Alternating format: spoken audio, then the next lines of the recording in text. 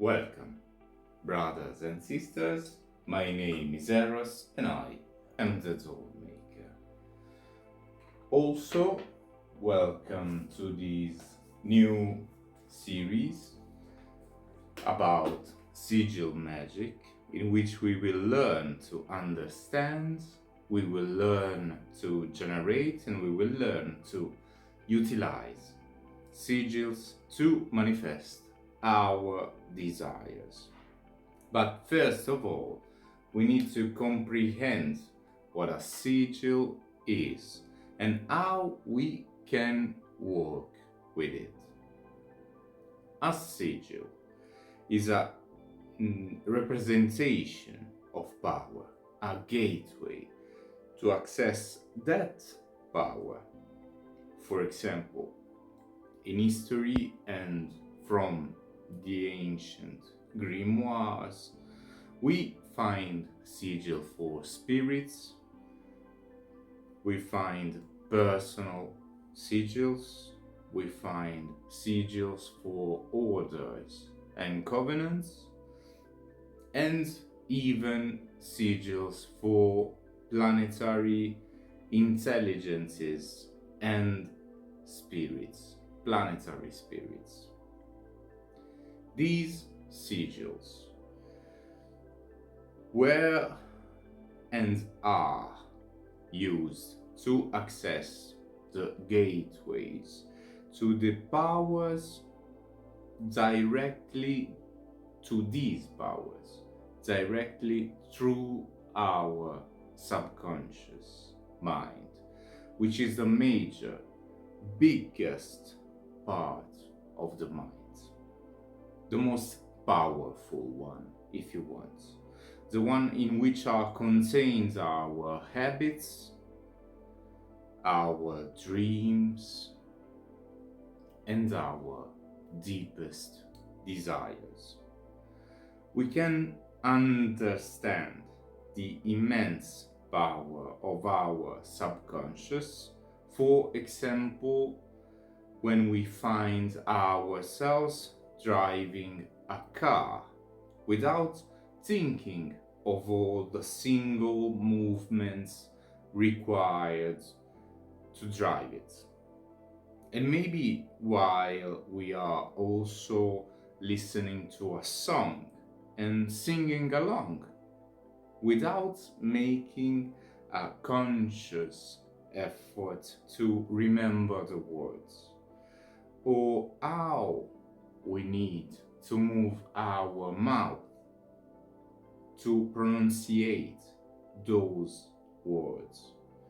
And all of these while our bodily functions, like our heartbeat or our breath, are going on without us actively thinking about them. Sigils are one of the ways, if not the best way, to access the tremendous power of our subconscious. And many of the greatest companies in the world knows these very well. That is why their logos are so well designed and exposed everywhere they can. The result is an immediate and clear association with what they want to express in our mind. For example, you are probably able to immediately recall the logo and the product if I quote you companies as big as McDonald's or Apple.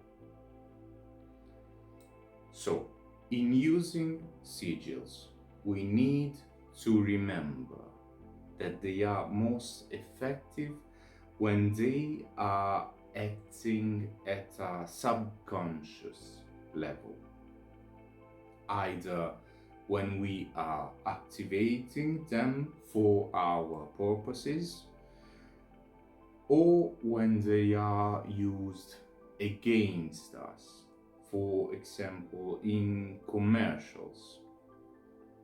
This happens because our conscious mind acts as a gatekeeper for the gate that leads to our subconscious,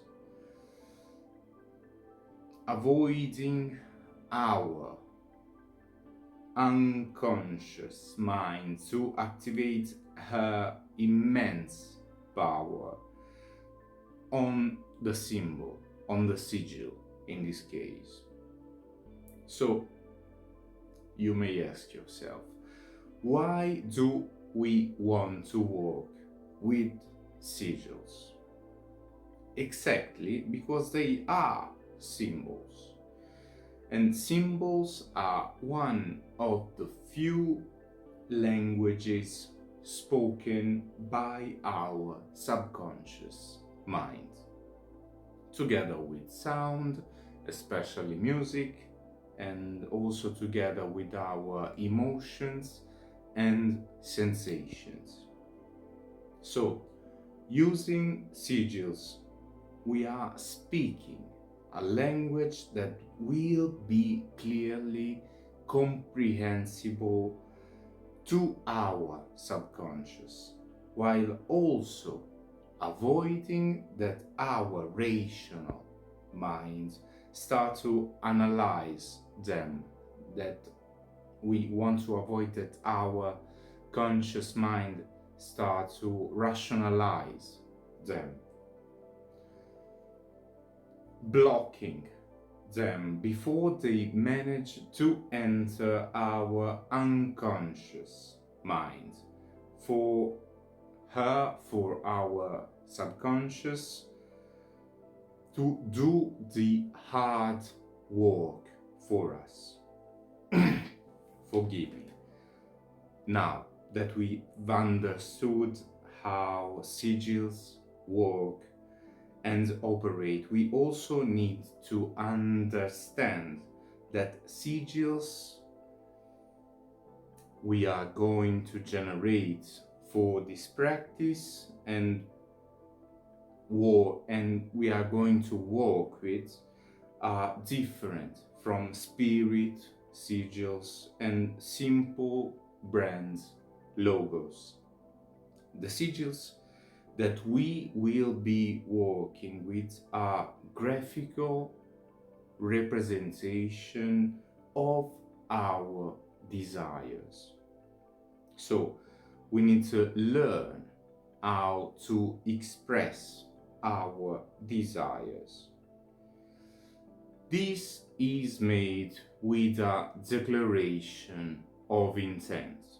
Keep this term in mind because we will need this on future techniques.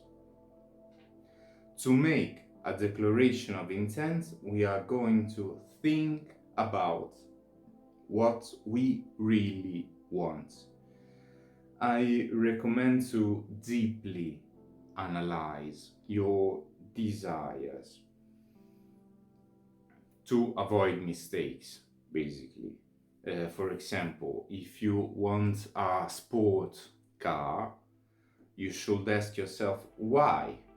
And if the answer is simply that you really, really enjoy a sport car, you really want it, go on, go for it. If the answer on the opposite side is that you want the sport car for status and respect, make a declaration of intent for status and respect before finding yourself with a very expensive car to maintain. Also, please ask for something you think is in the realm of what you think is possible in relation to your personal situation. If you are economically struggling and ask for a sport car. Don't send me your complaints when your boss doubles your working hours for 2 years straight so you can afford it. Basically, be careful what you wish for.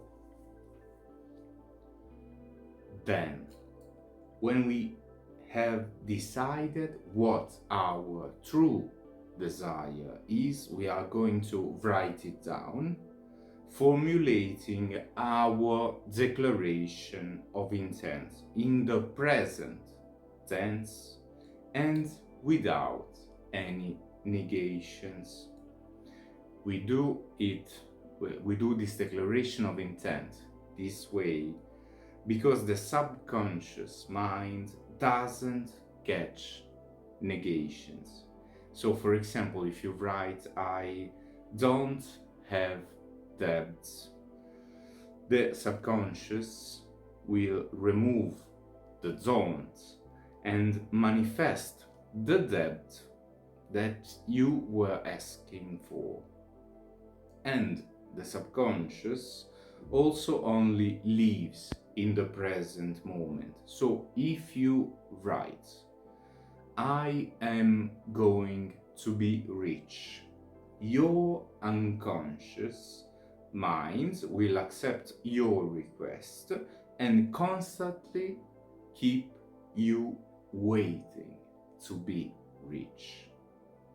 Of course, I know this has been a complex episode with a lot of informations. So what I want you to do, preparing for the next lesson, to be ready for the next lesson, is to prepare a few declaration of intent, because we will need more than one. And also, I want you to practice your meditation that we've learned on the previous series, because we are going to need it. Now, feel free to re-watch this video as many times as you need. If something is not completely clear yet, you can even write me either on the comments below or even better with a direct message if you still have problems of any sort. But until next time, I deeply thank you for your kind attention, and may eternal light shine on.